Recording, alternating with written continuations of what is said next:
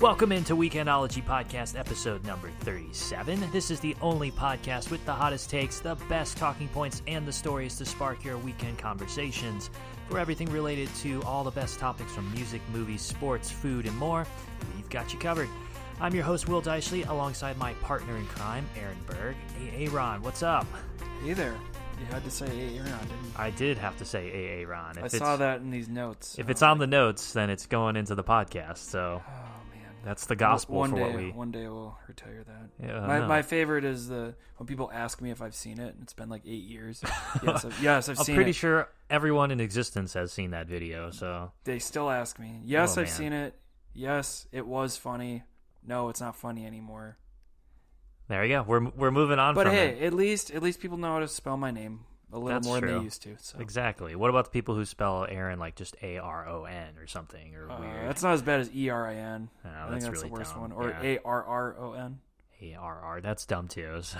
Aaron Aflalo. I mean, he's messing it up for everybody. Well, he sucks anyway. So we want to thank all of our returning listeners for joining us again this week. And if you're new to the show, welcome. This show is all about changing, improving, and making things better as we cover all the best topics from around the pop culture and the sports world.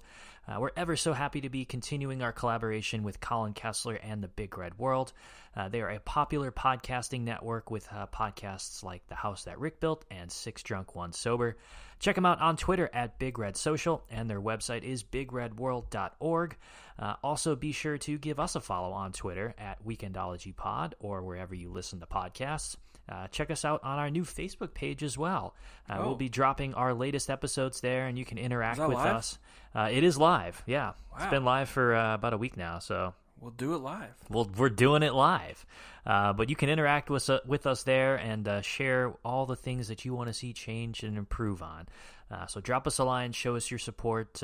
Maybe we'll take some of your ideas and put them into episodes. Maybe we'll have you on the show. Maybe we will have you on the show. Aaron will call you personally. Yep, I will give you a call, and there you go. If you give us an idea...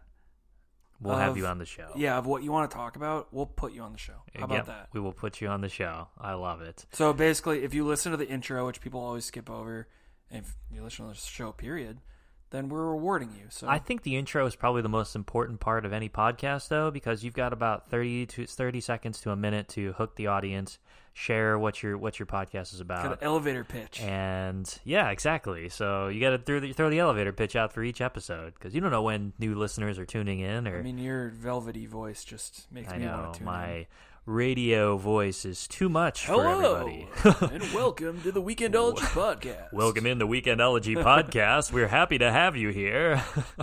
But yeah, go ahead. No, do that voice the whole intro. Should I talk like this the entire episode, Aaron? Just finish the intro with that. Make sure to rate and Spotify and Apple Podcasts. It really helps us get noticed. Don't forget to browse our last episode where we talk about the worst dining experiences and the things we hate most about restaurants. I want to say that there's some incredible stories in there. Wouldn't you say, Aaron? I would say so. All right. Well, I'm not talking like that anymore. Oh, so no. If you really want me to talk like that, I'll do it for the entire next episode. Patreon.com/Weekendology. We do a whole episode where we talk in that voice. Exactly. Yeah. If you donate to our Patreon, which will hopefully be coming soon, I'll talk like that in the entire voice. So yeah, for the entire get episode. what you pay for. Exactly. This episode is sponsored by Lionfish Promotions, though, so if you or your business are in need of some cool swag to give out to employees, clients, or even just build the brand of your business, Lionfish Promotions has you covered. They offer literally every kind of item from pens, notebooks, cups, mugs, t-shirts, and more to be branded with your own personal logo. So anything you can think of, Lionfish Promotions can put your logo on it. They're also partnering with a large quantity of personal protective items, so they have about a 24-hour ship time if you need masks, gloves, or anything else to aid the pandemic response. I was hoping by now, like this time of year, we would stop saying that, and we have to keep saying that. Oh, we're just getting started, Aaron. We're just getting started with this, so strap in. So if you need anything, go to Lionfish Promotions at www.lionfishpromotions.com. Use the code WEEKEND for 10% off of your first purchase. Swaggier than Swaggy P. Swaggier than Swaggy P. So, Aaron, we've got summer now in full swing. Any summer plans that you have coming up? probably ask you this in previous episodes, but Yeah. things change literally day to day. So I mean, this podcast is about change, so. exactly. Yeah. So what are you changing about the summer plans? Oh, man. Well, we're both going to St. Louis. We are. You know, We're that's so fun. excited to So have I guess a week travel, off. Which I didn't think I'd be doing. Well, that's not true. I knew I'd be going to St. Louis, but what I want to change about my that's today's episode. What I want to change about my summer plans, featuring Aaron Berg. So it's like the SpongeBob episode, just like what I learned in boating school was. Yes, yep, that's pretty much it. What I want to change is I want to travel more, and hopefully, stuff cools down here, pandemic wise, and I can actually have fun stuff. So I got a bunch of PTO days banked up, and I'm hoping like end of summer, I'm targeting some fun travel days. I'm very excited to just take a full week off of work next week, chill out, not do anything, and enjoy the 4th of July. House. Sit in another house, and it's not as bad as in St. Louis, but it'll still be fun. So it's not. I thought it was bad up there. Not as bad as down here, land of Well, outbreak. okay, but you're comparing a state that's like 5 times as big as Missouri, though. It's still gonna be great. It's still gonna be out of my apartment and in somebody else's place. So, but I was talking with my brother actually a couple days ago, and I was asking him, if he knew, because a lot of this, like the universities now are saying, oh, we're back open and everything. We're here to instill the fall semester, and I was like, well, do you think you're gonna go back to campus for college in the fall? And he's like, I'm not really sure. The story changes day to day, and one day it's all hands on deck to return, and the next day it's up in the air due to all the COVID rates. So it kind of got me thinking, how are colleges and universities going to be affected and changed post-pandemic? So this is our episode topic for today. Here we go. So we talked a lot about virtual learning and the flaws of kind of the American collegiate system. Check out one of our earlier episodes on that. Yeah, I feel like this episode is going to be like a combination of a lot of earlier episodes. Mm-hmm. We also talked about way back in the day, featuring the track star himself, Pat Rusnak. That's true. Talked about is college even worth it? So it's going to be. That episode is entitled "The Flaws of the American Collegiate System." So there you go. That's that was one of my favorite episodes to record. Episode number 2? I think it was episode 2 or 3 or something. It was 3, yeah. Something like that. But it got me thinking, how are universities going to come back? And is the very foundation of the system going to change once this crazy year is over with? How are universities, or how are students really going to be impacted by this too? So the first question we have to ask is, can universities return to normal? That's the thing. I mean, can life return to normal? That's up in the air still. What do you consider normal, I would say? So a lot of the universities are like rushing forward to announce that students are coming back, but I don't really think the officials and the I guess people who work at the universities and stuff really understand the gravity of what they're inviting back to happen. Yeah. This is obviously a pandemic, and there's you're supposed to be away from a lot of people when you're in dormitories and you're in areas of close confinement with thousands of people. Mm-hmm. That's just a hotbed for the virus to spread. So I don't know. How do you think that universities could potentially return given the circumstances? I don't think they'll ever go back to 100% what they were. I just don't. And also because, and I might have said this before on other podcasts, I'm sure I have, but with how everything has been running, like in colleges especially, I feel like a lot of stuff in life we were just doing because that's how we always did it. We had kids going to class, that was the physical norm class, for us, yeah. Because we've been doing that for 60 years. It's just how we do it. And now it's like, I know a lot of schools have gone to online learning in the previous years. That's not a new thing. But I think to look at classes and say, okay, is this class essential? Does it involve a lab, or do you need to have that face-to-face interaction with a professor? Or can you just, if it's a lecture, especially these 300-person lectures at these big state schools. Oh, yeah, the huge lecture halls will go away. Yeah, I don't think you're going to have that anymore because you don't need to. I mean, you can do a Zoom conference or whatever, a teleconference, and do that for 2 hours, and there you go. There's your class. So I think that is definitely going to change. But I think dorms, this is a big topic that I'm passionate about, because to me, that dorm style living, especially for someone who, and I think you're in the same boat too, but for me, I went to an out-of-state school for me back in the day, and I didn't know a single person. I didn't have one person, I don't think ever, from my high school go to SLU, where we went to school. Yeah. So I had to meet people, and I never really had that in my life. I went to the same public school system all my life, and so I pretty much knew the same kids, at least from middle school. I never really was thrown into that where it's like, you don't know anyone, you need to meet people and make friends. And I just think that dorm aspect, while I didn't necessarily meet my best friends for life for the people on my floor, but it jump-started meeting people. It taught me to be more social.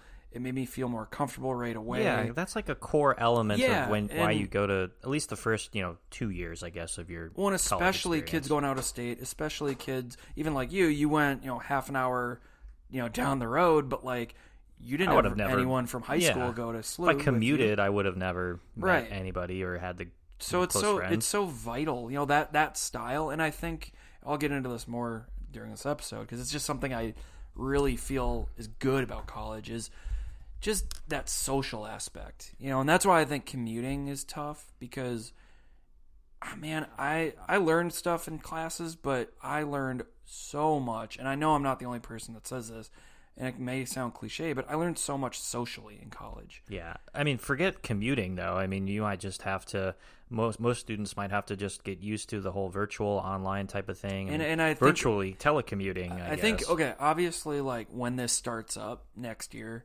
I guess, heck, in 2 months from couple now. months, yeah, right? That's smart to do. I'm not saying throw them all back into a dorm, but I think schools really need to look to get to that norm of dorms, of close quarters, of, because you build those bonds, and it's a support system. Yeah. I think too, also talking about like mental health in schools, that's a huge issue, and that's a growing issue. I advise for University of Texas Arlington for one of their Greek chapters. Shameless plug. Yeah. Beta Theta Pi. And I mean, I see with kids now, because what are we, you and me, 6 years removed from school now? 6 years now. We're old. God, that sucks. So like, kids, so old. But it's crazy, man, because these Gen Z kids, it really is a different world, and I didn't realize that. I thought, oh yeah, my life's not that different from like a college kid's life. Like I still go out on the weekends, and I still like hang out with my friends, and I still whatever. I just have some money now.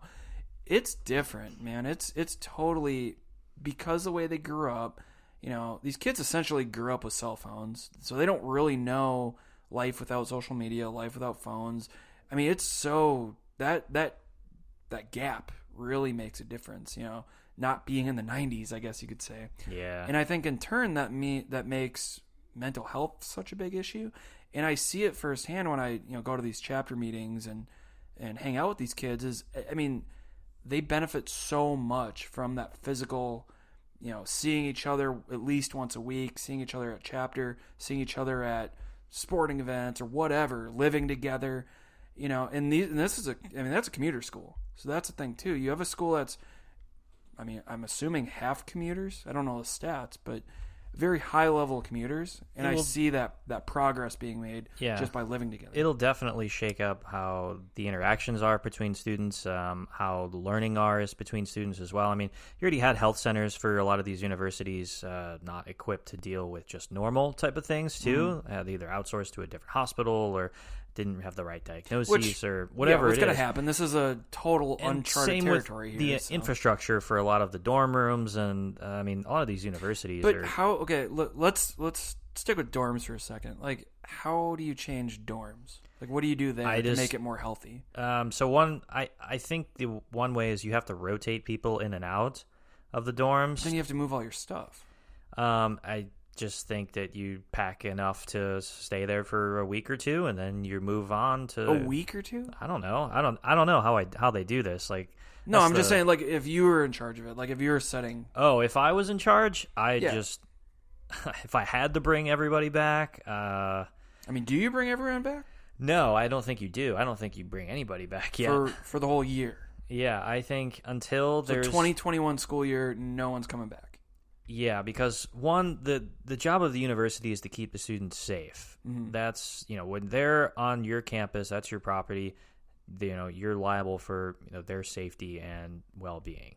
So if you have an option to avoid people potentially getting sick and or dying and spreading it to others, then you have a responsibility to enact that. But and to not. We've always had cases, like pneumonia or what's the one I'm blanking? What's the one ever people get from kissing? Mono's big. There's one you get a.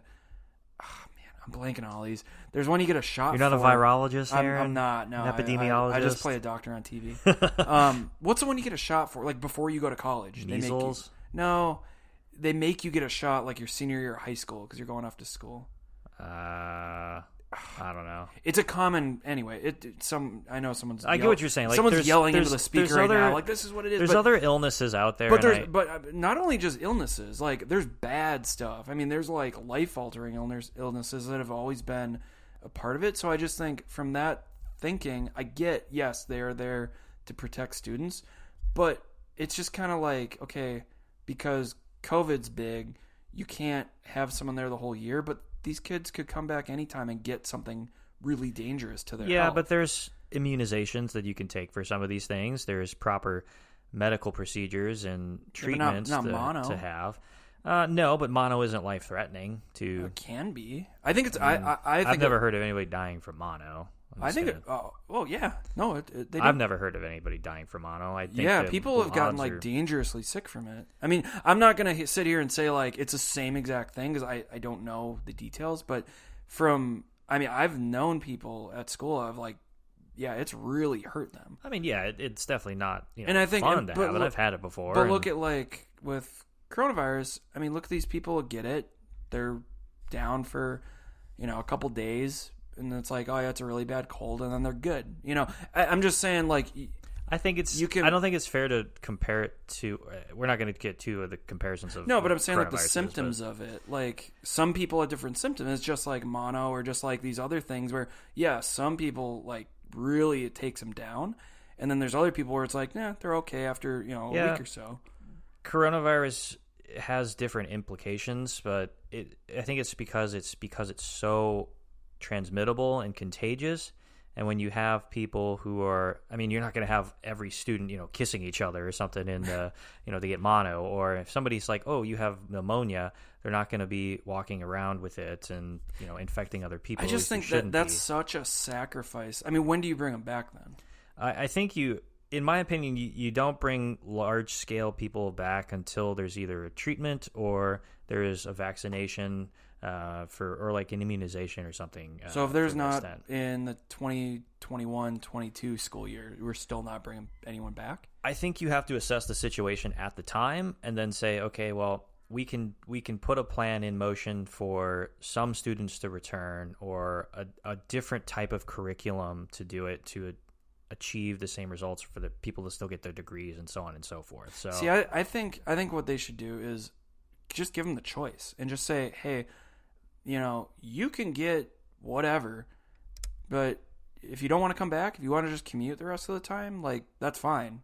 But yeah, I mean that's a possibility. I just think to shut down a dorm or to shut down something, it's so. And I'm not saying this for September because I get it, but like if we're talking a year from now and they're still shutting stuff down, I just think that's such a disservice to these kids and to their college experience.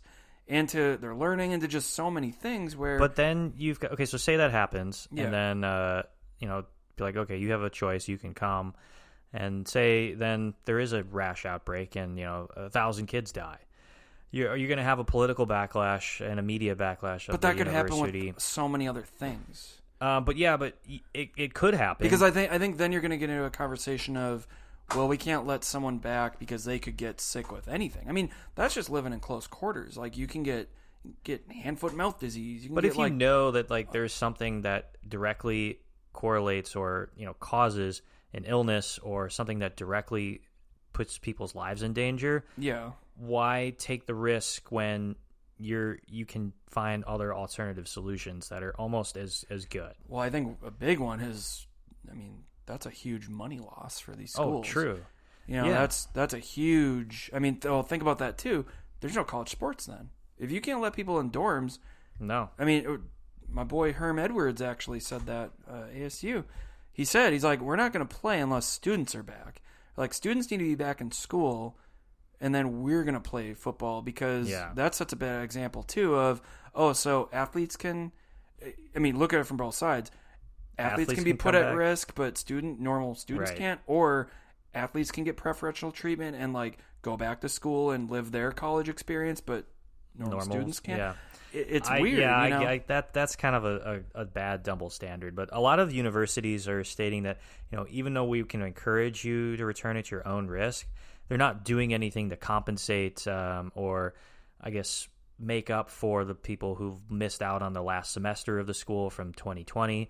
They're keeping apartments the same, where you still have to pay the rent for the apartments, even though they were legally have to move out and kicked out. They're not reimbursing for scholarships. They're not reimbursing for tuition. They're still requiring programs to be completed. My brother at Mizzou, he had to have a specific class completed for his finance, and since he had to leave, he couldn't complete that class, and they just said, too bad, you're on your own for this, and you have to figure it out. And so that's requiring him to think, well, I either have to take double classes in fall or spring or whenever it's offered, or have to go an extra semester. Yeah, see, that's not right, because, and I have a feeling, too, it's like, hey, we can get more money out of you this way. That's the thing, yeah. That's sketchy. Universities are just trying to... And that's not cool, because, like, these kids are going through enough already. They're just trying to get their degrees, So I just think these schools have an obligation to give them the easiest path.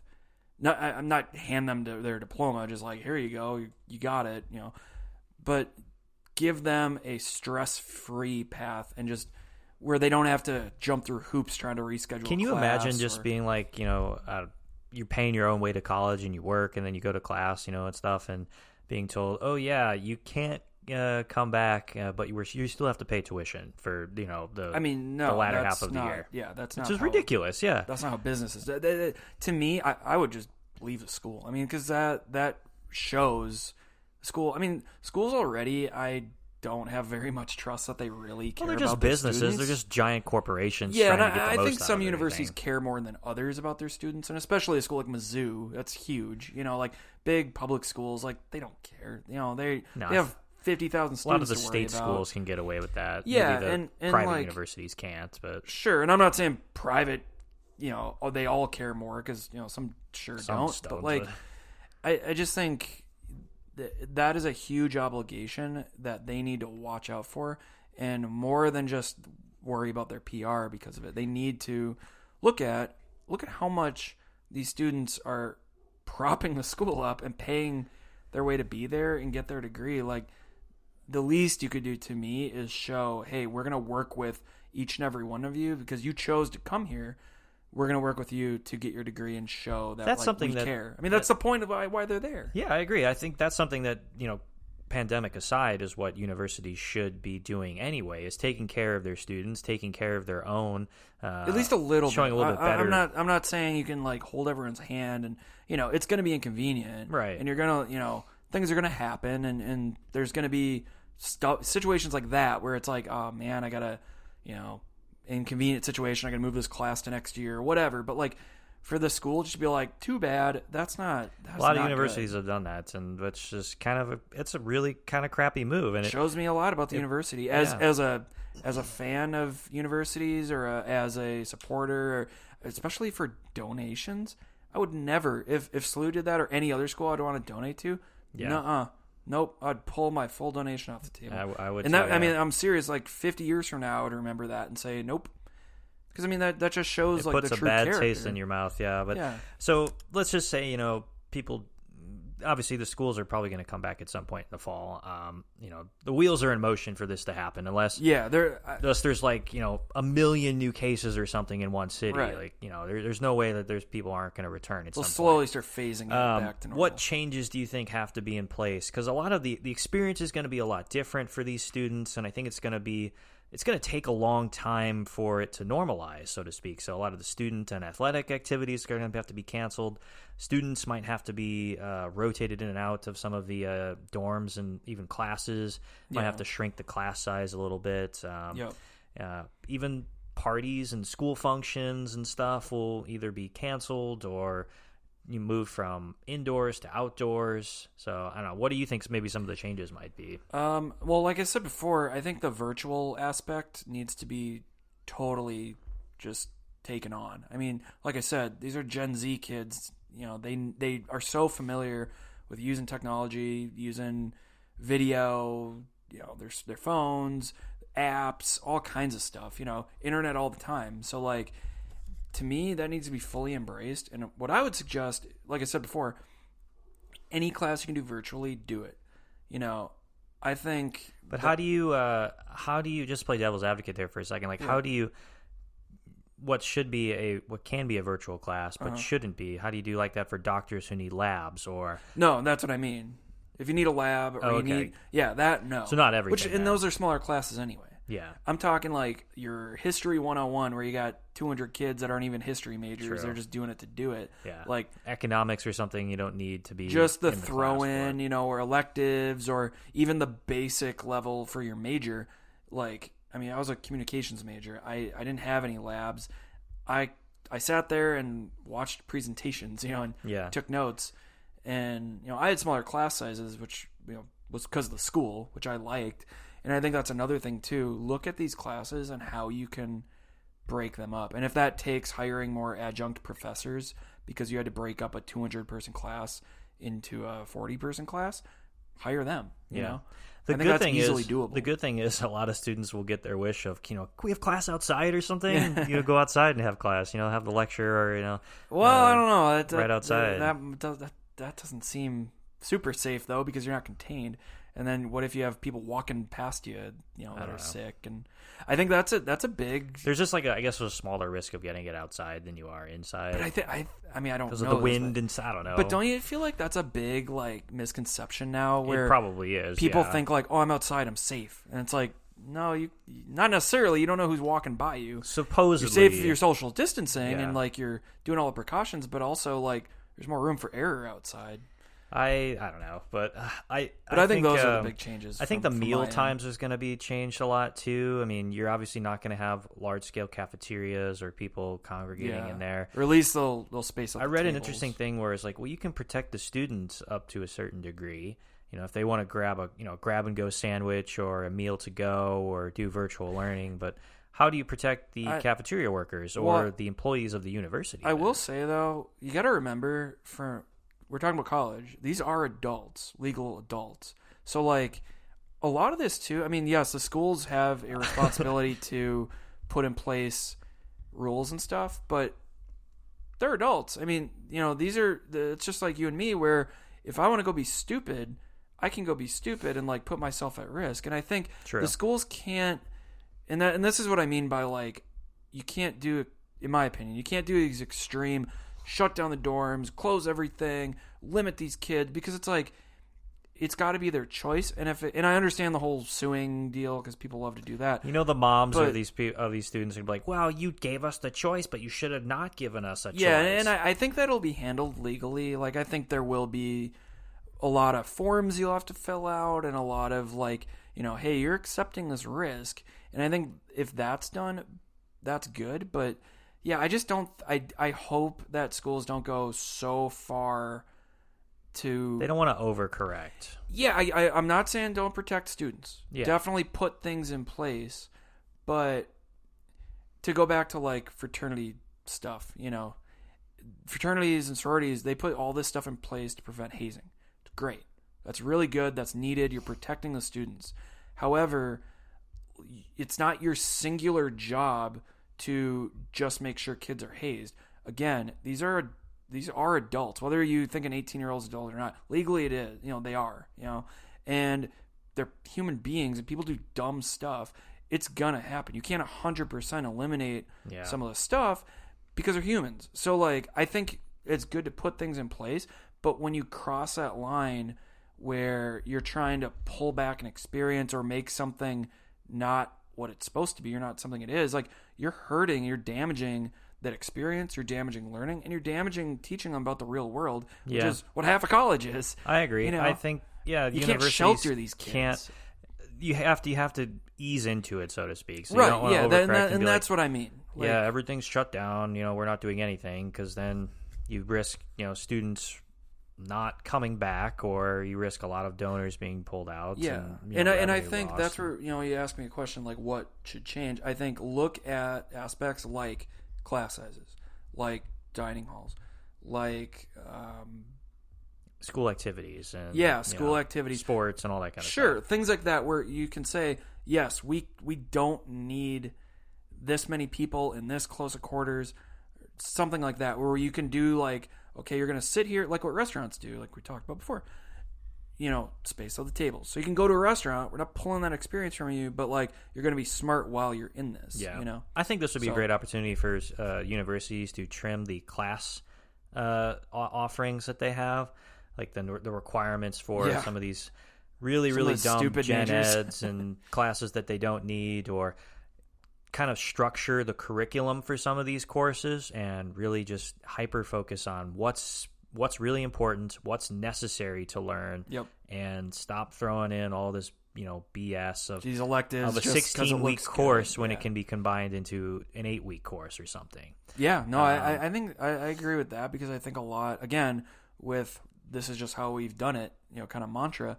I feel like a lot of these classes, they're like, well, we have a semester for it because we just go Instead off of a semesters. And it's like, semester, this class doesn't need to be a semester long. Have students on a rolling basis and then make the school year a year long. But for some students, you go on you go on block 1, and that's for, let's just say, September to November, and then you have a break, and then you come back for, I guess, December to March, and then you have a break, and then you go March to July, and then you have another break. So then in those breaks, the other people come back in and then fill those spots. So you're not having too many people on campus at the same time, but it's a continual rolling basis of students and people at the university. So it's not at full capacity; it's like 75% capacity. So it's a little bit safer, and you're still getting things done. If you're rolling the people, couldn't that cause more exposure because they're going to be in contact with different people at different times? No, because like one block would leave, and then the other block would come back in. Okay. Yeah.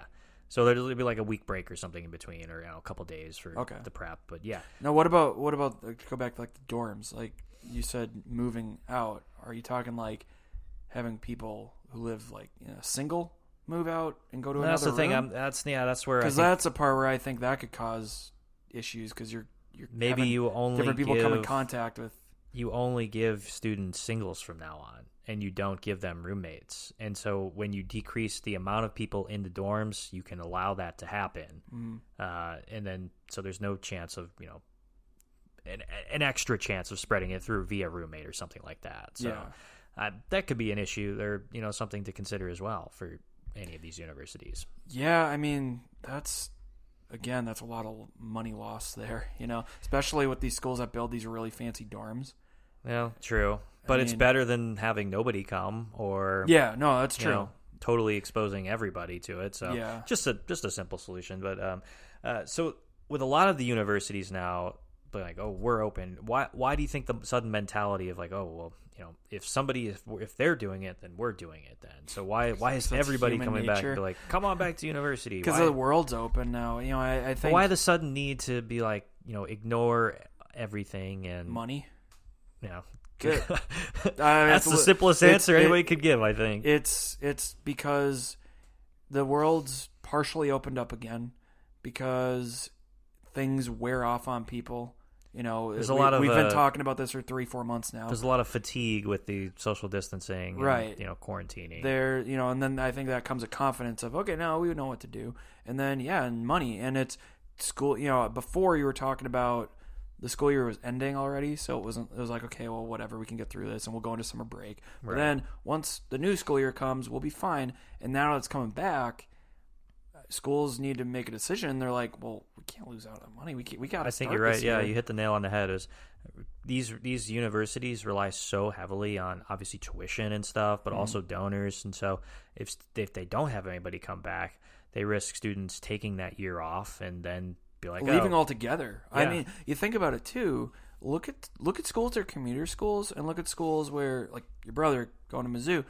They all live at the dorms. They'll live, so that builds that passion, that builds that sense of pride for that school, and then that turns into donors years later when they actually make money because they love that school and the alumni love the brand. Probably the most important facet of any university, I would say. And you look at schools that are commuter schools, like University of Texas, Dallas, like school like that, or UT Arlington even, or Merrimack, or St. Charles Community College in St. Louis, or those are community. Talking about universities, though, universities, okay, just because community college, they're not gonna have pride because we all know why you're there. You're a JUCO, so. But like at a university where you're a commuter school, you just don't have that pride because you're not around people really. You probably have less friends that go to the school. You're more like you're living locally, or you're probably hanging out with your high school friends still. And I know these are generalizations. I'm not saying this is everybody. No, but I think you're good though with that. Yeah, and they don't have, even if they have like the D1 sports, like you're not going to, like us. We went to every basketball game at SLU that we could. Yeah. You're not going to every game because like you're not always on campus. You're going to class and you're leaving. Yeah, you're maybe there, Monday, Wednesday, Friday, and and I think that's the schools look at that and they don't want that because like they want you to buy into that brand. They want you to wear the gear. They want you to do that, and then keep giving us money. The business of college you gave us money for 4 years, and then you can give us money the next 50. Exactly. It's incredible. I think it's crazy too of how much they rely on even one person's tuition and even one person's but they don't treat it's not a quid pro quo relationship, so to speak. So they expect what is quid pro quo? I've heard of that. I don't know. It's like you scratch my back, I'll scratch yours. You do something for me. Is that Latin? So yeah, pretty sure it's Latin. Quid quo quid. Easy for you to say. I can't say it. Didn't take Latin in college. Exactly. But I think it raises some interesting questions as to like what are the alternatives then. So if they do come back at full capacity, or if they don't and instill some changes down. I don't think they should come back at full capacity. Like, no, I'm just saying hypothetically, everything. I think the virtual learning is obviously the biggest and probably the easiest change to make for an alternative. But there's been issues with the virtual learning, and I want to hop on that for a second. It's continuing to be proving difficult to maintain because it's not efficient sometimes, it's not effective at sometimes. Students are having trouble learning. A lot of students are kind of more hands-on type of learning where they need somebody to teach them and guide them, to have like a strong guiding hand, so to speak. And then a lot of students aren't very disciplined, so they don't get the work done, or even the universities are not really backing it up, so to speak. They'll give the work out and be like, and they probably have a lot more distractions at their parents' house. Exactly. And you expect a 18, 19-year-old student to figure out an entire course on themselves and then only communicate via Skype or Zoom once a week or online forums. It's like, it can be really confusing. So I think that, but like I said, I think that's easier. I'm glad it wasn't like even us or the generation before, because I don't think they would be able to handle it, where that was still kind of new to us in a way. Maybe not to us, but like people 5 years older than we are. We're 28. So if you're 32 or 33, what happens if you have a question? They would have really struggled. And you're like, well, I really can't figure out this math problem. I just think kids nowadays, like they're used to that though, because that's how they've really communicated. To me, they've communicated more that way, like DMs and, just social media in general or just texting. They've communicated that way more than face to face. So I'd argue that they're going to be okay with going that route. Yeah. It's still going to be challenging, but I would say if you're not focused doing it virtually, you're probably not going to be focused in the classroom either. You're just not a focused person, And I think it comes down to the passion of their major, in that class. Because I think the worst part is some universities are taking advantage of the virtual learning and just saying, "Here's the work, go out and do it." Yeah, but professors do that with face to face. We don't care. Well, that's true. But they hand you a packet, and just work on this for the semester. Yeah, but I think it's, but they're still, even the university is like allowing these things to happen. Yeah, there's more room to take advantage of. I think you can. And then the throw the lesson plan out there and say, okay, just submit it online. But the universities, just to save face and have their PR go up, are not even looking at the work. They're just giving passing grades no matter what. So that dilutes the whole I just think it's 50-50, coursework though. that you're doing. I think that was happening already. You think so? I've been through it. You think it's going to happen I've more? I've had classes where... If virtual learning becomes a thing more, do you think it's going to happen more? Because I think it's all about the professor, and it depends on the professor and how they care about their job. So what do you think the professors are going to do? Because somebody could write a curriculum and a course and then just be like, all right, here, go ahead and read it and learn it. Professors might not even be needed at some point for certain subjects in certain classes then. Why? Because it could be like a paper class. It can be like almost like a They're self. Just giving them paper. That's it. They give them the resources. Somebody writes the curriculum and the courses and like all the stuff. But then they don't need somebody day to day like lecturing or teaching about it, so to speak. Just let the student kind of do it. I don't think they're going to get to that point because I think because kids are going to have questions. I mean, someone's going to have a question. And also in college, it's not like high school, where college, it's more you have a discussion. You think more critically about something, especially like philosophy, theology. Oh, he's a philosophizer now. Yes. No one makes me bleed my own blood. But like English, there's those kind of, even like sciences, you talk more about like theories and, what do you think about it? And because to me, college, it's not just like, answer this question, get it right. Okay, you got it right. Like high school was. It's more, okay, why do you think that? And especially like where we went, a Jesuit school, that's their thing.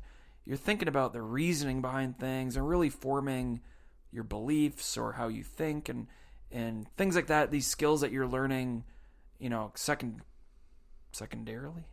I don't know. I don't know what you're trying to say. So like alternatively. Oh, okay. Something you're learning not second-handedly or something. Yeah, like you're not directly, I could be learning about math. So that's what I'm learning.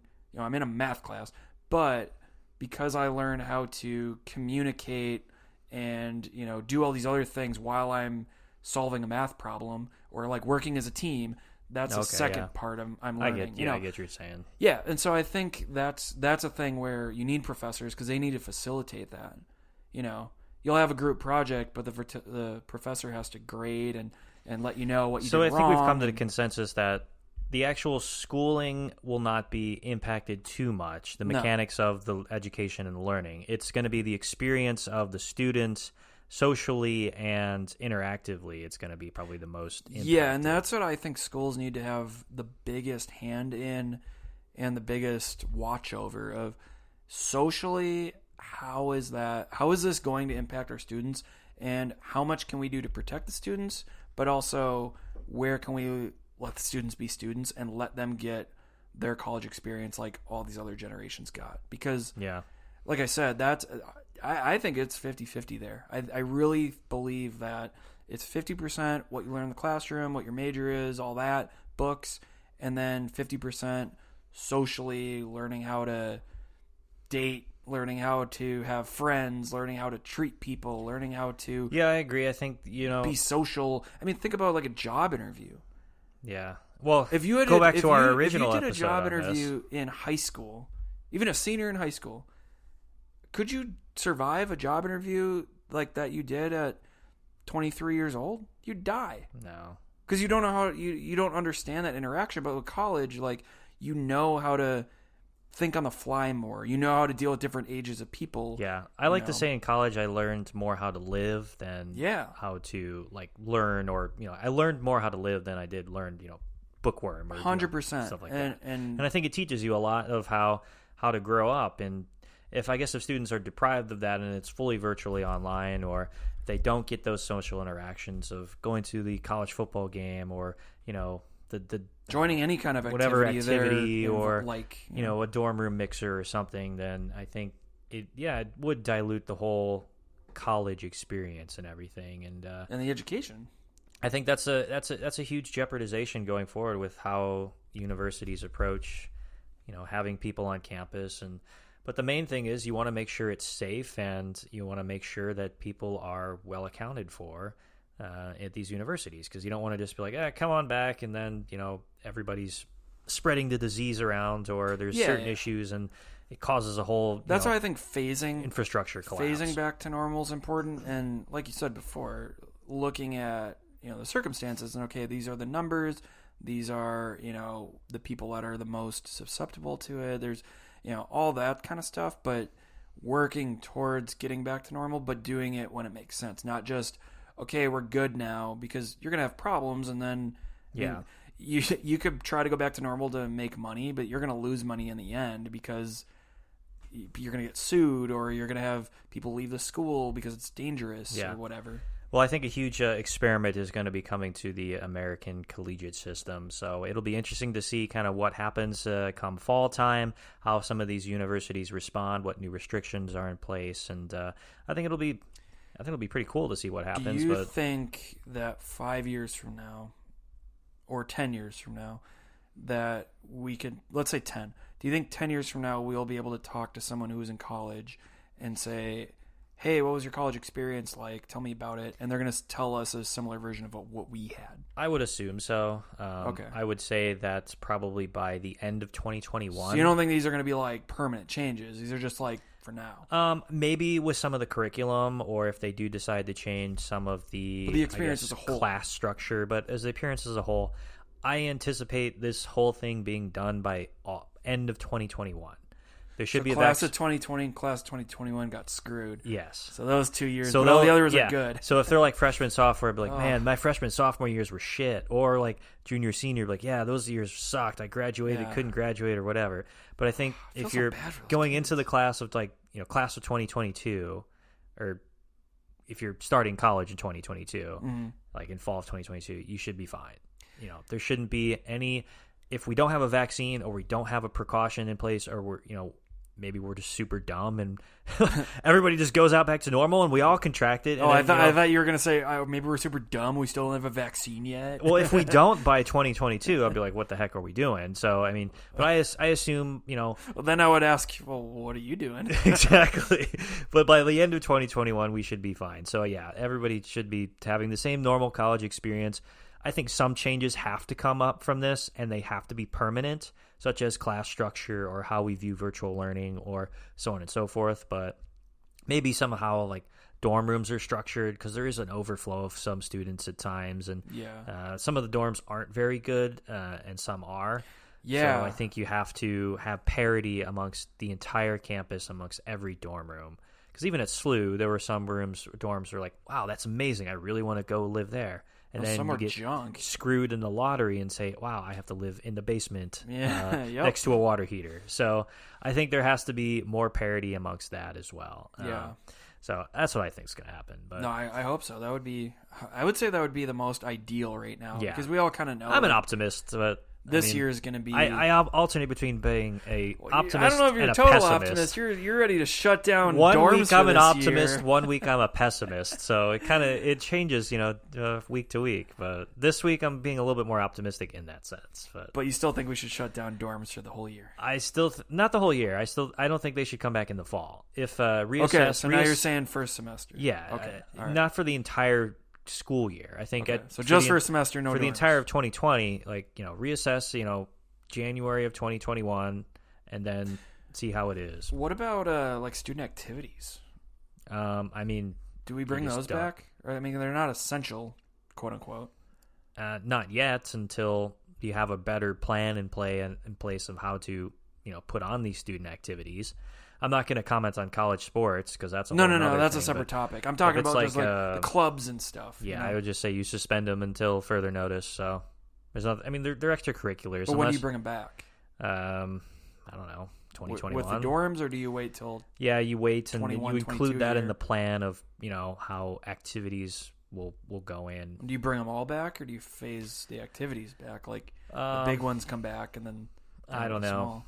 Like maybe fraternities and stuff can come back, but maybe some of the smaller piddly clubs can say suspended. Fraternities and sororities, especially sororities, that's a lot of people living in a single house. Yeah. I mean, I don't know. I don't have all the answers, so I don't know. I think it'll be interesting. I just think that's another big aspect that's going to be tough, is looking at that, because you have so many activities, so many types of activities, so many reasonings behind activities, many arguments of like which are important and which aren't, and blah blah blah. And if you bring one back, then one's going to come up and say, well, why not us? And it's going to be hard to phase those back in. I know. I don't envy anybody who's planning for that kind of return structure. I wish wish them all the best of luck, but I don't really want that job. So, but we want to hear from you guys. If you like what we talked about in this episode, we want to continue the conversation afterwards. Hit us up on Twitter, YouTube, and every social media, and let us know what your thoughts are. I feel like this could be a part 2. We could make this a part 2. There's so much to break down. There's a lot. Yeah, we could do one on fraternities and sororities, how college sports and everything. So we've got lots of ideas then. But what is the future of the American collegiate system post-pandemic? What are your thoughts on students returning to universities? And what's your opinion on how virtual learning should be done? Tweet at us at Weekendology Pod. We're on YouTube at Weekendology Podcast. We now have a Facebook page. Just search Weekendology Podcast and you'll find us. Be sure to stay tuned to all of our social media for the best ways you can enjoy our content as we bring you all the latest and greatest from around the pop culture and the sports world. Check out our last episode on Apple Podcasts, where we talk about the worst dining experiences and the things we hate most about restaurants. I think there's some real barn burners in that one, Aaron. It's a good change on that one. I like some good suggestions of change for restaurants in there. Don't forget to check out the Big Red World. They're on Twitter at Big Red Social, and their website is bigredworld.org. Do you have any closing remarks before we close this one off, Aaron? Well, shout out to Brian Daly, because he's on the latest episode of How's That Rick Built? There you go. Our boy, Brian Daly. B. Dales. And go Billikens. Go Billikens. Yeah, we hope to have college sports back soon. We hope to have a safe return for every student as well. Freddie P, we're thinking about you, man. Yeah. Let's get the kids back safe. Yes, let's get everybody back safe. Do it smartly. Smartly? Do it smart. And do it smartly. There's that SLU education Trust at work me. there. So yeah, check us out on Apple Podcasts. We're on Spotify, iHeartRadio, Spreaker, Google Play, wherever you listen to podcasts. We've got new episodes every Friday, so until then, enjoy the weekend.